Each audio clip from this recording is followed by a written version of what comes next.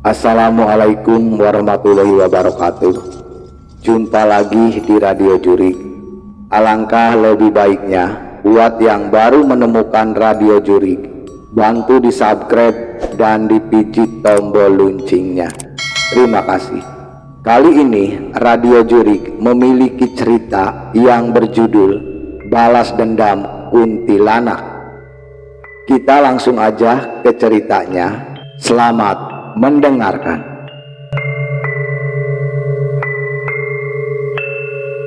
Jakarta tempo dulu adalah sebuah kampung yang masih asri, penuh dengan pepohonan yang sangat besar dan rindang. Sebuah kisah mistis ini terjadi di kawasan Senayan, Jakarta Selatan. Kisah tentang seorang ibu yang mati dalam keadaan hamil tua dan akhirnya menjelma menjadi sosok kuntilanak. Sosok kuntilanak sekarang ini menjadi primadona dalam sinetron maupun film layar lebar. Umumnya sosok kuntilanak ini digambarkan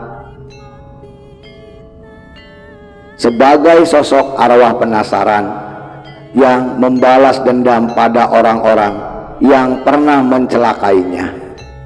Singkat cerita, sewaktu dia masih hidup sebagai manusia, entah kebetulan atau tidak, peristiwa yang saya ceritakan ini persis seperti kisah dalam film yang tentang sosok kuntilanak atau pocong yang ingin balas dendam kepada mereka yang telah mencelakainya.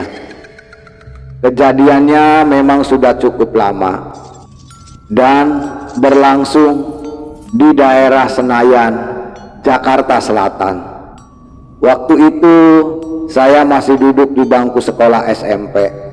Yang perlu diketahui, pada tahun 50-an, Senayan tentu saja belum menjadi sebuah kawasan metropolitan seperti sekarang ini. Waktu itu Senayan adalah sebuah perkampungan masyarakat Betawi yang masih banyak ditumbuhi pohon besar. Orang Betawi tempo dulu memang sudah lazim menanam pohon nangka, cempedak, rambutan, durian, mangga, dan kelapa di kebun atau di halaman rumah mereka.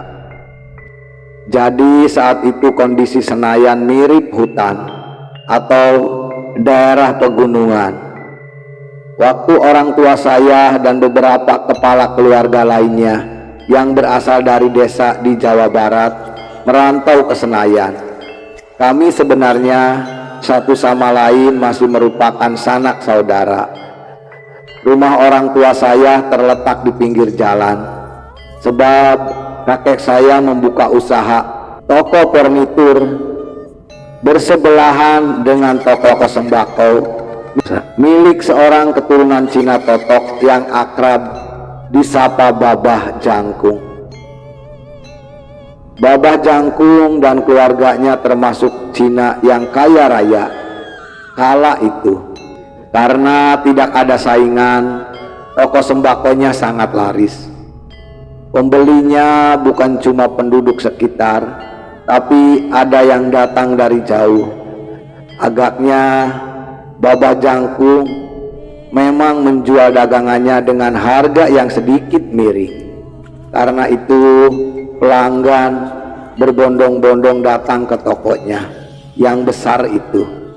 Sementara itu di belakang rumah kakek saya berjajar rumah-rumah sederhana milik orang yang sedesa dengan kami. Sedangkan rumah orang Betawi asli terletak agak jauh. Pada waktu itu hampir semua pribumi Betawi masing-masing memiliki tanah yang cukup luas. Ukuran rumahnya pun sangat besar-besar dengan bangunan khas Betawi. Suatu hari tetangga di belakang rumah, persisnya seorang ibu muda Baya yang bernama Cek Tiah, terserang malaria tubuhnya menggigil walaupun sudah diselimuti berlapis-lapis dengan kain selimut. Sementara itu pula suhu badannya kian meninggi karena demam yang sangat hebat. Malang sekali nasib Cetiah. Waktu itu dia telah mengandung beberapa bulan, karena waktu itu belum ada obat-obatan seperti sekarang. Dan juga karena takdir Allah, Cetiah tak pernah sembuh. Dan serangan malaria itu dia meninggal bersama bayi dalam kandungannya. Malam harinya setelah siangnya Cetiah dikuburkan, nenek saya kebetulan buang air kecil di kamar mandi. Letak kamar mandi dan WC kami terpisah dengan bangunan rumah. Kebetulan kamar mandi itu bersebelahan dengan rumah keluarga Cetiah. Selesai buang hajat kecil, nenek saya terkejut, bukan kepalang. Nenek saya melihat sosok Cetiah sedang berdiri sambil menyaksikan orang main kartu di ruang tamu rumahnya. Kebiasaan orang Betawi waktu itu, kalau ada orang yang sedang berduka atau lahiran maupun pesta, malamnya memang selalu diisi dengan main kartu. Apalagi suami Cetiah memang dikenal sebagai seorang penjudi berat. Di luar rumah almarhum Cetiah memang tidak ada penerangan, tapi sinar lampu patroma dari ruangan tamu lumayan terang. Ingat waktu itu Jakarta belum ada listrik, karena yakin yang dilihatnya adalah Cetiah yang baru siang hari tadi dikuburkan. Dengan melangkah perlahan-lahan dan sambil membawa segayung air, nenek saya yang pemberani menghampiri Cetiah. Kemudian air itu disiramkan oleh nenek sambil berkata, "Pergi kamu, pergi kamu, pergi kamu." Cetiah berlalu, tapi bukan dengan melangkah, melainkan melayang seperti terbang sambil mengeluarkan suara mirip anak ayam. Beberapa hari kemudian, setelah kejadian malam itu, inisial Udin suami Cetiah terserang demam tinggi. Yang terasa aneh, bola mata Udin selalu melotot seperti orang ketakutan, dan mulutnya selalu berteriak-teriak menyebut nama almarhum istrinya. Iya, iya, iya. Hanya sehari sakit, jiwa Udin tidak tertolong lagi. Dia meninggal dalam keadaan kedua bola matanya terbelalak, seperti melihat sesuatu yang amat menakutkan. Hal yang sangat aneh dan sangat misterius, pada leher si mayat terlihat bekas tangan mencekram sedemikian kuat. Karena itulah orang-orang menduga Udin tewas karena dicekik. Mungkin itu perbuatan Cetiah yang menurut kesaksian nenek saya telah berubah wujud menjadi kuntilanak. Yang pasti sejak kematian Udin, teror Cetiah semakin menjadi-jadi. Setelah suaminya meninggal dengan bekas cekikan di leher, teman-teman berjudi Udin mengalami nasib yang sama. Mereka mula-mula terserang demam tinggi, beberapa hari kemudian meracuk dan mata terbelalak sambil berteriak ketakutan. "Ampun Cetiah, ampun Cetiah, ampun Cetiah." Begitulah keluar dari mulut mereka. Teman-teman judi Udin itu akhirnya meninggal dengan kondisi sama seperti suami Cetiah, yaitu inisial Udin. Ada bekas cekikan di lehernya. Cetiah pun tak kurung melakukan balas dendam pada Babeh Jangkung, si pemilik toko sembako yang sangat laku itu. Babah Jangkung rupanya pernah memaki-maki Cetiah semasa hidupnya karena utang belanja sembako di tokonya tidak terbayar. Balas dendam juga dilakukan pada tetangga yang pernah bertengkar dengan almarhum. Bahkan ada 2 anak remaja meninggal juga secara mendadak. Atas kejadian demi kejadian misterius ini, orang sekampung tambah yakin bahwa semua teror maut itu adalah perbuatan balas dendam dari Cetiah yang disebut-sebut telah menjelma menjadi kuntilanak. Memang sudah menjadi rahasia umum bahwa Cetiah dengan suaminya hidup tidak harmonis.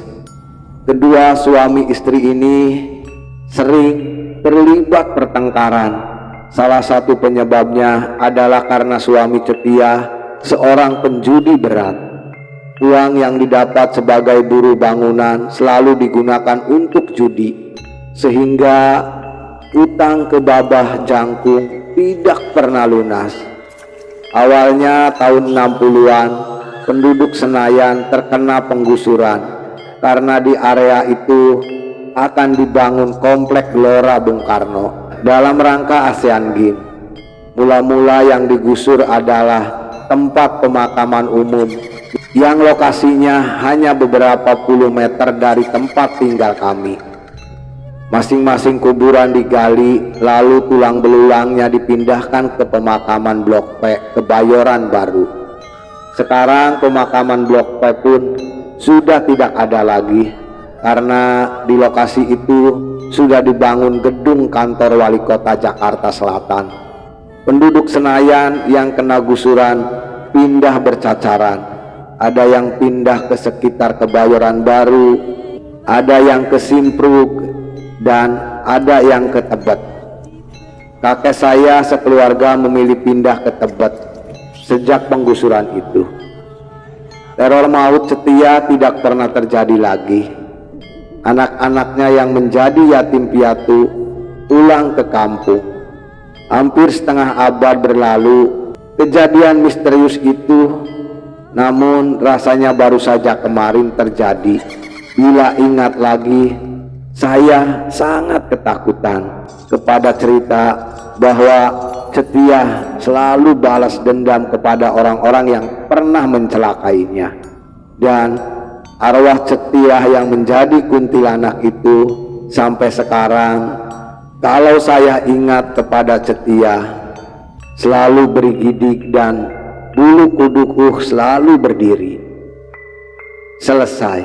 Itulah cerita Radio Jurig yang memiliki judul Balas Dendam Kuntilanak. Semoga cerita Radio Jurig ini bisa menghibur teman Radio Jurig semuanya. Alangkah lebih baiknya Radio Jurig bantu di subscribe dan dipijit tombol loncengnya. Terima kasih. Buat teman Radio Jurig semuanya, selamat beraktivitas dan tetap semangat. Hantu itu ada.